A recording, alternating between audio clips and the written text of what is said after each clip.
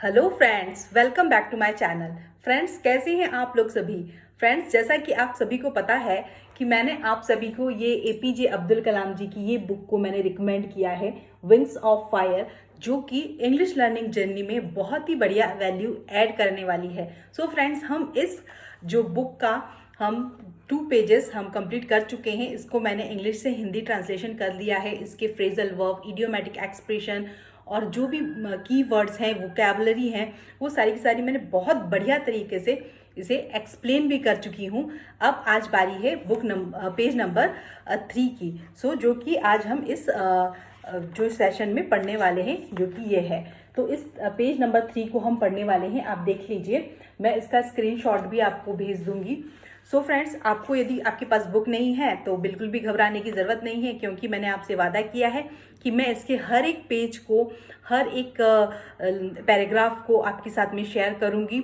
तो बुक खरीदने की बिल्कुल भी ज़रूरत नहीं है। बस आप मेरे साथ में इस चैनल में बने रहिए। इंग्लिश से हिंदी ट्रांसलेशन और बहुत सारी वोकैबलरी, की words, idiomatic expression, phrasal verbs, English जो एक्सप्रेशंस होते हैं, वो सारे सीखने के लिए, और बहुत ही बढ़िया बढ़िया इसमें वोकैबलरी है। तो चलिए friends, without any further do, let's get into the video. और एक बात फ्रेंड्स, ये मैं आपको पहले ही बता चुकी हूँ कि ये जो बुक है मेरे पास में, ये नई बुक है और मैं इसे गंदा नहीं करना चाहती, इसीलिए मैं कुछ टूल यूज़ करूँगी और उससे मैं आपको पढ़ाऊँगी। इस बुक के ऊपर मैं लिखकर आपको नहीं पढ़ाने वाली हूँ। और यदि आप मेरे चैनल पर नए हैं, so please do subscribe my channel and don't forget to press the bell icon. So friend, मेरे चैनल को सब्सक्राइब करें और मुझे मोटिवेट करते रहें, ताकि मैं इस जर्नी को कंटिन्यू रख सकूं। So friends, without any further do, let's get into the video. Friends, आज 3rd पेज हम रीड करने वाले हैं और आइए इस सभी सेंटेंसेस को अलग अलग लिखकर ट्रांसलेशन स्टार्ट करते हैं। My father could convey complex spiritual concepts in very simple down to earth Tamil. My father मतलब मेरे पिता, कुड मतलब सकते थे, कैन कुड मॉडल वर्ब होते हैं, तो यहाँ पर कुड सकते थे यानी पास्ट की बात है, तो यहाँ पर सकते थे कुड आएगा। कन्वे मतलब होता है व्यक्त करना या बताना किसी भी बात को। कॉम्प्लेक्स मतलब होता है जटिल या कठिन। स्पिरिचुअल मतलब होता है आध्यात्मिक, जो परमात्मा से रिलेटेड हो बातें। स्पिरिचुअल कॉन्सेप्ट्स मतलब होता है आइडिया, नोशन या कोई अवधारणा, किसी चीज़ का सार। तो कॉन्सेप्ट्स इन वेरी सिंपल मतलब वेरी मतलब बहुत, सिंपल मतलब सरल, डाउन टू अर्थ तमिल मतलब जो बोलचाल की तमिल भाषा होती है, व्यवहारिक भाषा होती है तमिल, उस भाषा में उनके जो पिता थे वो सारी की सारी जो स्पिरिचुअल अवधारणाओं को, कॉन्सेप्ट्स को समझाते थे लोगों को। He once told me in his own time, in his own place, in what he really is, and in the stage he has reached, good or bad, every human being is a special element. अब देखिए, he once told me, उन्होंने एक बार कहा मुझसे, तो उन्होंने एक बार मुझसे कहा, वंस टोल्ड मी मतलब उन्होंने एक बार मुझसे कहा, इन हीज़ ओन टाइम मतलब होता है अपने समय में, उनके खुद के अपने समय में। यहाँ उनके पिता की बात कही है, ही जो है वो उनके पिता हैं कलाम जी के। इन हीज़ ओन प्लेस यानी अपनी जगह पर, वो जिस जगह पर थे। In what he really is, और आज रियली मतलब होता है वास्तव में, तो आज वास्तव में वो क्या है। एंड इन द स्टेज मतलब होता है अवस्था, तो ही हैज़ रीच्ड देखिए यहाँ पर प्रेजेंट परफेक्ट टेंस यूज़ हुआ है, ही सिंगुलर है इसीलिए उसके साथ में हैज़ आया है। रीच्ड वर्ब की 3rd फॉर्म है रीच्ड, तो रीच का मतलब होता है पहुँचना। तो आज वो जिस अवस्था में पहुँचे हैं, पहले उन्होंने उनके पिता ने कलाम जी से कहा कि वो अपने समय में क्या थे, अपनी जगह में क्या थे, और आज वो किस अवस्था में पहुँचे हैं, किस स्टेज में हैं, पहुँच चुके हैं। गुड और बैड यानी कि अच्छा या बुरा। एवरी ह्यूमन बीइंग, एवरी मतलब होता है प्रत्येक, ह्यूमन बीइंग मतलब होता है मनुष्य, मानव, is a special element, special मतलब विशिष्ट, जिसके भीतर कोई ना कोई एक स्पेशल क्वालिटी होती है, विशिष्ट तत्व होता है। एलिमेंट मतलब होता है तत्व, तो उसके भीतर कुछ ना कुछ ऐसा विशेष तत्व होता है। Within the whole of the manifest. Within मतलब होता है कि भीतर, होल मतलब संपूर्ण, मैनिफेस्ट मतलब होता है किसी भी चीज़ को प्रकट करना, व्यक्त करना, डिस्प्ले, शो और अनफोल्ड, रिवील करना, डिक्लेयर करना, ये सब उसके सिनोनिम्स हैं। मतलब मैनिफेस्ट मतलब होता है किसी चीज़ को आप व्यक्त कर रहे हैं, प्रकट कर रहे हैं। डिवाइन बीइंग, डिवाइन मतलब होता है दिव्य, बीइंग मतलब होता है उसका अस्तित्व होना, या बीइंग दिव्य तत्व होना, या दिव्य अस्तित्व होना।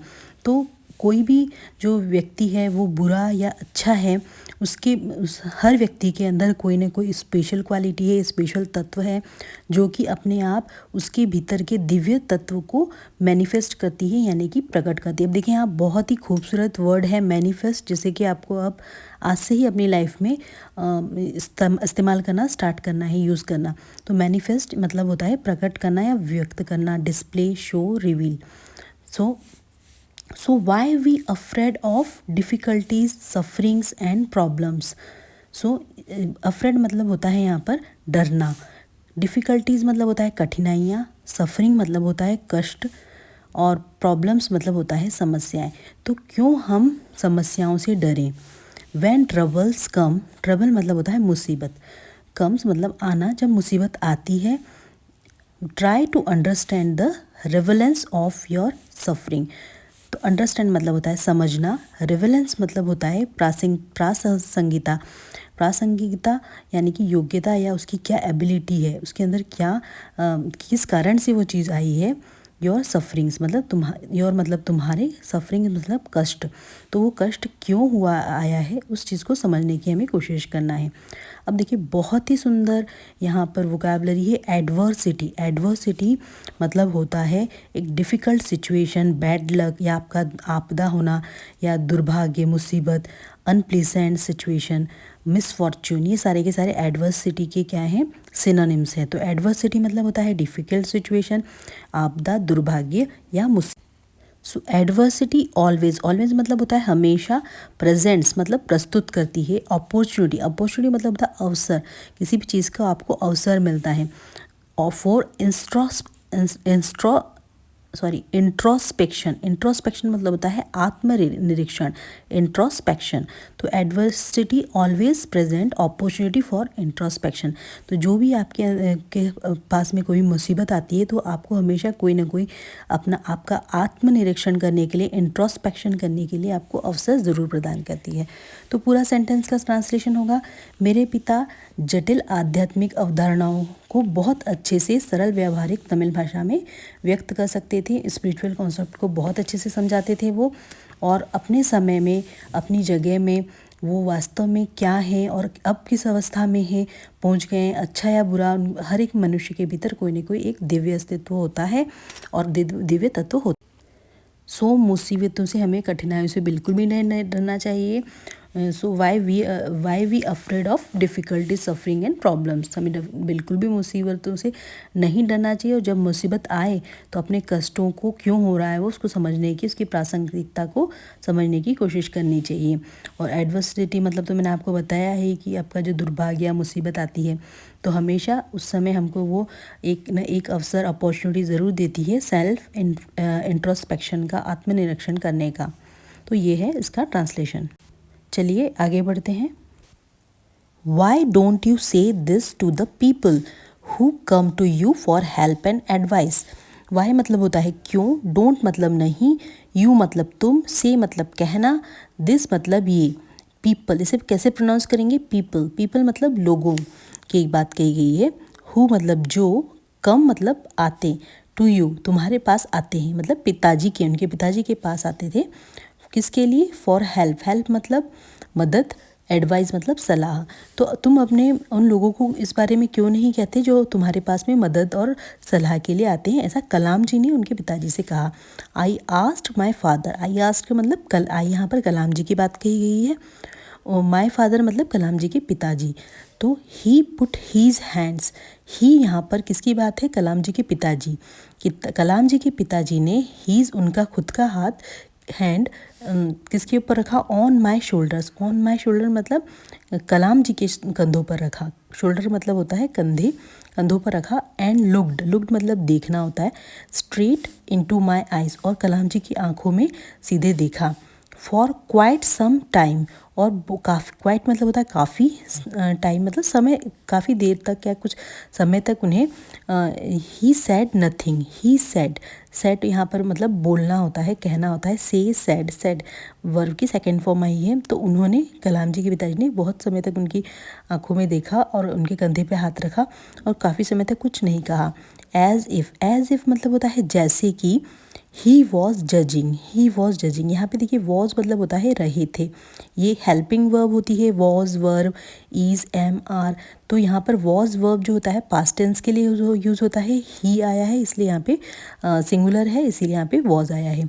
जजिंग मतलब आंकलन कर रहे हैं, उन्हें पहचान, उनको सोच रहे हैं उनका क्या, मतलब उनको जज कर रहे हैं, उनको आंकलन कर रहे हैं कि कलाम जी को, कि माय कैपेसिटी मतलब कलाम जी की कैपेसिटी यानी उनकी क्षमता, उनकी क्या क्षमता है उसका आंकलन कर रहे हैं जैसे उनके पिता। कंप्रेंड, कंप्रेंड मतलब होता है ग्रास्प या किसी को अंडरस्टैंड करना, किसी को समझना। हीज वर्ड्स, उनके शब्दों को। देन ही आंसर्ड, और उसके बाद उन्होंने उत्तर दिया, आंसर्ड मतलब उत्तर दिया। In the low Thimi deep मतलब गहरी, वॉइस मतलब आवाज़, उसके बाद उन्होंने आंसर दिया एक धीमी गहरी आवाज़ में। His answer filled me with a strange energy and enthusiasm, मतलब हीज मतलब उनके कलाम जी के पिताजी ने जो जवाब दिया, फील्डेड मतलब भर जाना या भर दिया, किस चीज़ से भर दिया, एक अजीब, स्ट्रेंज मतलब होता है एक अजीब, और एनर्जी मतलब होता है ऊर्जा या शक्ति, एक अजीब ही उनके जवाब में एक ऊर्जा थी, शक्ति थी और जोश था। एंथुजियाज्म मतलब होता है जोश या उत्साह होना, तो उनकी जो आंसर में एक अजीब ऊर्जा थी, शक्ति थी और जोश और उत्साह से उन्होंने उनके पिताजी के जवाब ने कलाम जी को भर दिया। तो कॉन्फ्रेंस यहाँ देखिए, कॉन्फ्रेंस का बहुत ही सुंदर कंप्रेंट का बहुत ही सुंदर मीनिंग है कि उनका मीनिंग है अंडरस्टैंड, ग्रास्प, किसी चीज़ को कितना आप समझ पाते हैं, कैसे ग्रास्प मेंटली आप कितना उसे समझ पा रहे हैं, टेक इन कितना आप बूझ पा रहे हैं, समझ पा रहे हैं। तो अपनी डेली लाइफ में इस वर्ड को भी आप ज़रूर इनकॉर्पोरेट करें। आइए पूरा ट्रांसलेशन होगा। आप यह बात उन लोगों से क्यों नहीं कहते हो जो आपके पास मदद की और सलाह के लिए आते हैं? मैंने अपने पिताजी से पूछा, कलाम जी ने उनके पिताजी से पूछा। उन्होंने मेरे कंधे के ऊपर हाथ रखा और सीधे मेरी आंखों में देखा। काफ़ी देर तक उन्होंने कुछ भी नहीं कहा, जैसे कि वो मेरे शब्दों को समझने की मेरी क्षमता का आकलन कर रहे हों। फिर उन्होंने धीमी गहरी आवाज़ में उत्तर दिया। उनके जवाब ने मुझे एक अजीब ऊर्जा और उत्साह से भर दिया। Whenever human beings find themselves alone as a natural reaction, they start looking for company. अब देखिए whenever का मीनिंग होता है यहाँ पर जब, कभी भी या जब भी। ह्यूमन मतलब होता है, ह्यूमन बीइंग मतलब होता है मानव, फाइंड मतलब होता है पाना, दैम सेल्फ यहाँ पर खुद को, स्वयं के लिए है, अलोन मतलब होता है अकेला, एज ए मतलब होता है तो, नेचुरल मतलब स्वाभाविक, कोई भी चीज़ नेचुरल होती है उसे स्वाभाविक कहते हैं। रिएक्शन मतलब होता है प्रतिक्रिया। दे स्टार्ट वे शुरू, स्टार्ट मतलब शुरू, looking for company, looking for मतलब होता है, ये एक सेंटेंस स्टार्टर की तरह भी आप यूज़ कर सकते हैं। जैसे कि लुकिंग फॉर बहुत ही सुंदर है, इसका जो यूज़ है आप इसे आज से ही अपनी डेली लाइफ में इनकॉर्पोरेट करना स्टार्ट करें, क्योंकि ये मैं आपको इसका यूज़ बताती हूँ ये किस तरीके से सेंटेंस स्टार्टर की तरह यूज़ होता है। लुकिंग फॉर मतलब होता है सर्चिंग फॉर या कुछ ढूंढने के लिए। तो यदि आप किसी मॉल में जाते हैं और आपको वहाँ से आपको बोलना रहता है कि मुझे ये चाहिए, मुझे एक ट्रेंडी ड्रेस चाहिए या मुझे एक ट्रेंडी बैग चाहिए, तो आप किस तरीके से कहेंगे? तो आप कहेंगे I am looking for dash something, या I am looking for something that I could wear at my sister's wedding. मैं कुछ ऐसा ढूंढ रही हूँ जो कि मैं अपनी बहन की शादी में पहन सकूँ। या I am looking for something, I am looking for a trendy bag which goes well with my dress. मैं एक ऐसा ट्रेंडी बैग ढूंढ रही हूँ जो कि मेरे इस ड्रेस के साथ में मैच कर जाए। तो ये बहुत ही सुंदर एक इंग्लिश का एक्सप्रेशन है लुकिंग फॉर। आप ज़रूर इसे अपनी लाइफ में इनकॉर्पोरेट करना स्टार्ट करें। लुकिंग फॉर कंपनी, कंपनी मतलब होता है साथी या कंपेनियन, या किसी का भी प्रेजेंस को हम कहते हैं कंपनी, कि उसे किसी का साथ चाहिए। तो जब कभी भी जो मनुष्य है वो खुद जब अकेला होता है या अपने आप को अकेला महसूस करता है तो वो क्या ढूंढने लगता है, एक कोई ना कोई उसका नेचुरल रिएक्शन है कि वो किसी न किसी का साथ ढूंढने लगता है। व्हेनेवर, जब भी, they are in trouble, they are देखो मैंने आपको बताया था ईज एंड आर जो है हेल्पिंग वर्ब्स है, इसका मतलब होता है हैं। आई वॉज वर, ये सब भी हेल्पिंग वर्ब्स हैं जो कि हमें प्रेजेंट या पास्ट का अनुभव करवाती हैं। तो ये प्रेजेंट की यहाँ पे बात है। Whenever they are in trouble, जब भी कोई ट्रबल मतलब मुसीबत में होता है, they look for someone to help them, और वो लुक मतलब फिर वही ढूंढना, सर्च करना, किसके लिए, समवन मतलब किसी को मदद, हेल्प मतलब मदद के लिए ढूंढते हैं। व्हेनेवर, जब कभी, they reach an impasse, impasse मतलब होता है कि कठिन स्थिति या कोई कष्ट में। तो जब कोई कष्ट में होता है, इम्पास में होता है, तो इम्पास के क्या क्या हो सकते हैं आपके सिनोनिम्स, डेडलॉक और स्टैंड ऑफ, इसको कहते हैं कठिन स्थिति या कोई गतिरोध, बाधा, या ऐसा स्थान या स्थिति जहाँ से कोई निकलने का मार्ग न हो मिल पा रहा हो तुम्हें। तो उस स्थिति में भी they look for someone to show them the way out, way out मतलब रास्ता दिखाना, कि ऐसी स्थिति में यदि आप किसी कठिन स्थिति में पहुंच गए तो आप किसी को ढूंढते हैं कि वो आपको रास्ता दिखाए। तो एवरी रिकरेंट का मतलब होता है रिपीटेड या रिकरिंग, रिपीटेटिवली, आवृत्ति में, जो बार बार पुनरावृत्ति में होता है, एक सर्कल में होता है। तो एवरी मतलब प्रत्येक, रिकरेंट, एंग्यूश मतलब होता है पीड़ा या पेन। तो एंग्यूश बहुत ही सुंदर वर्ड है, वोकैबुलरी है, जिसका मतलब होता है पेन या टॉर्चर, किसी को टॉर्चर करना या टॉर्मेंट, पीड़ा देना। लॉन्गिंग मतलब होता है किसी भी चीज़ की क्राविंग होना, लालसा होना, तड़प होना। ईयरिंग, पिनिंग, क्राविंग, ये सारे इसके सिनोनिम्स हैं।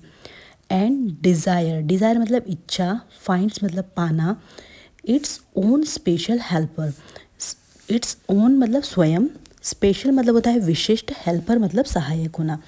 तो जब कभी कोई पीड़ा में होता है, कठिन स्थिति में होता है, तो अपने लिए वो रास्ता ढूंढने के लिए किसी की हेल्प, मदद चाहता है। और ये जो भी हमारे जीवन में पीड़ा है या किसी भी को पाने की लालसा है, तड़प है, इच्छा है, ये जब हमारे जीवन में आती है तो हमें एक किसी तरीके से, हमें किस तरीके से सहायक होती है।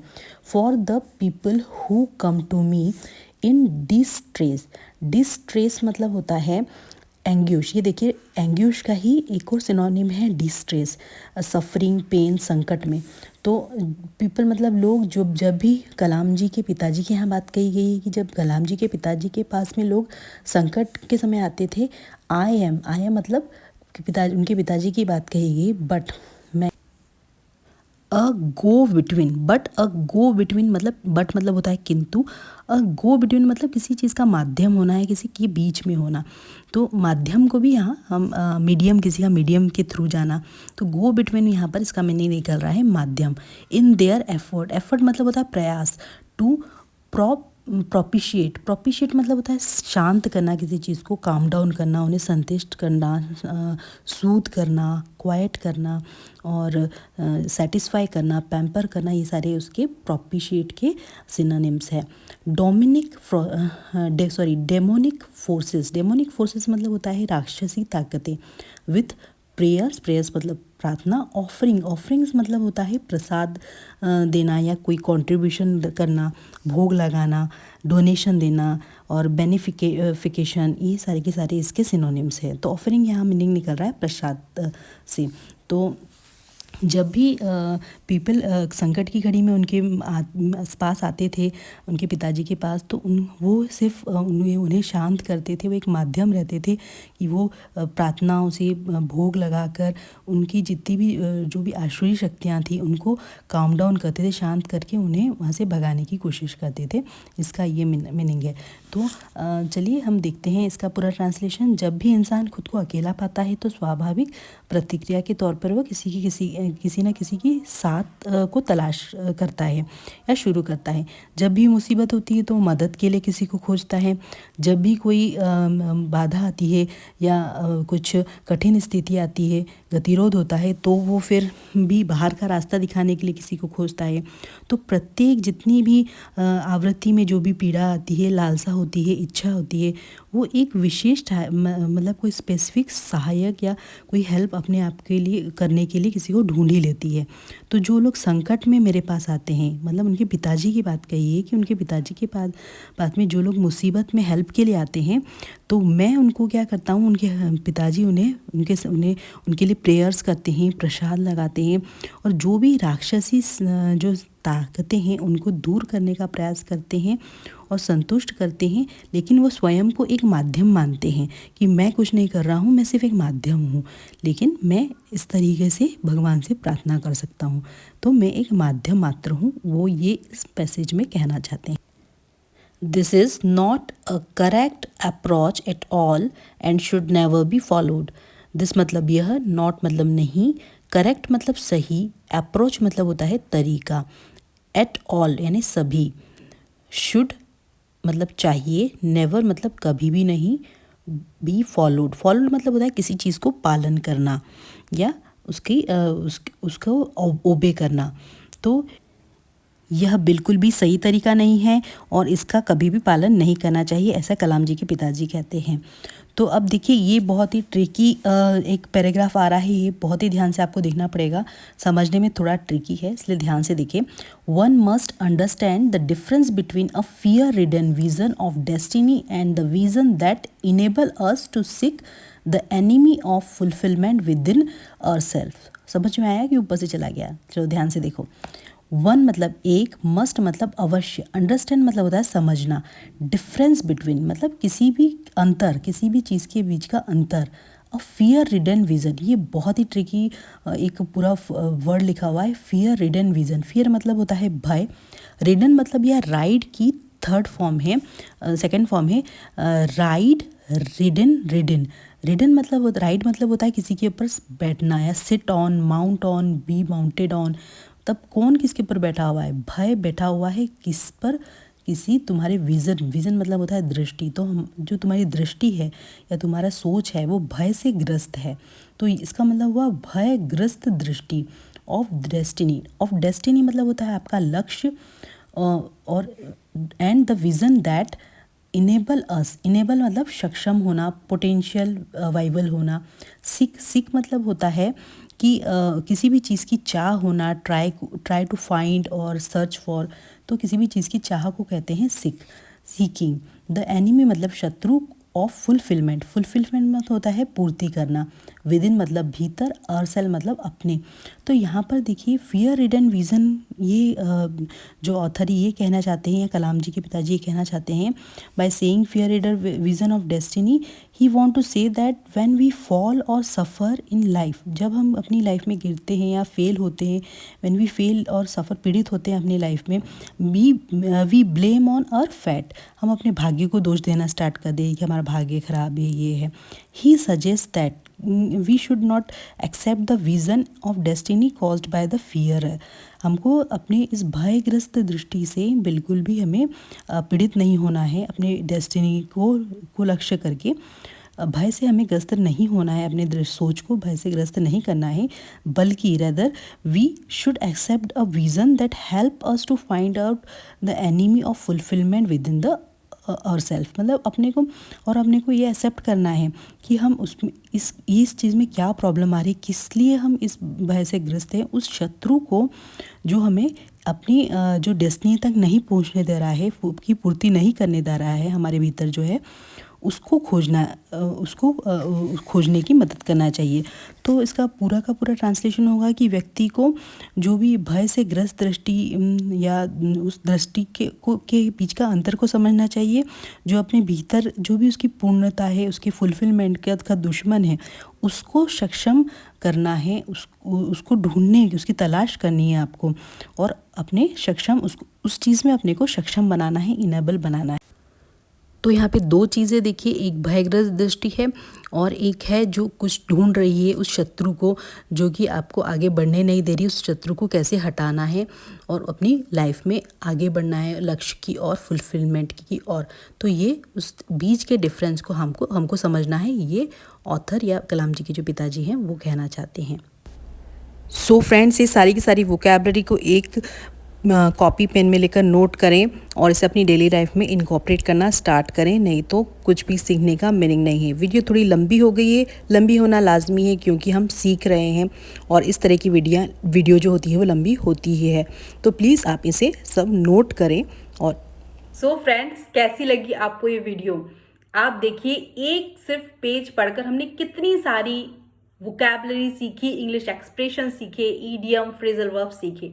और फ्रेंड्स, हम इस बात का रोना रोते रहते हैं कि हमारे पास में तो वोकैबलरी नहीं, हम वोकैबलरी कैसे सीखें? तो सिर्फ वोकैबलरी आप सीख सकते हैं बुक रीडिंग से। और ये वाली बुक तो मैंने आपको बताया है बहुत ही बढ़िया है इंग्लिश लर्निंग जर्नी में और बहुत ही वैल्यू ऐड करने वाली है। सो फ्रेंड्स, एक प्रोवर्ब भी है कि slow and steady wins the race. जो निरंतर और धीरे चलते हुए हम किसी भी रेस को जीत सकते हैं, और आप भी मेरे साथ में इस रेस को जीतने वाले हैं, ये बिल्कुल फॉर श्योर है, क्योंकि हम एक ऐसे कांस्टेंट और एक बढ़िया तरीके से स्टडी कर रहे हैं। तो इसमें कोई डाउट की बात ही नहीं है कि आप अपनी सफलता को नहीं पाएंगे। सो फ्रेंड्स, मेरे साथ इस तरीके से बने रहें और मेरे चैनल को सब्सक्राइब करना बिल्कुल भी ना भूलें। और फ्रेंड्स, यदि if this video add any value in your English learning journey, please do subscribe my channel. मेरे चैनल को सब्सक्राइब करें और बेल आइकन को ज़रूर प्रेस करें।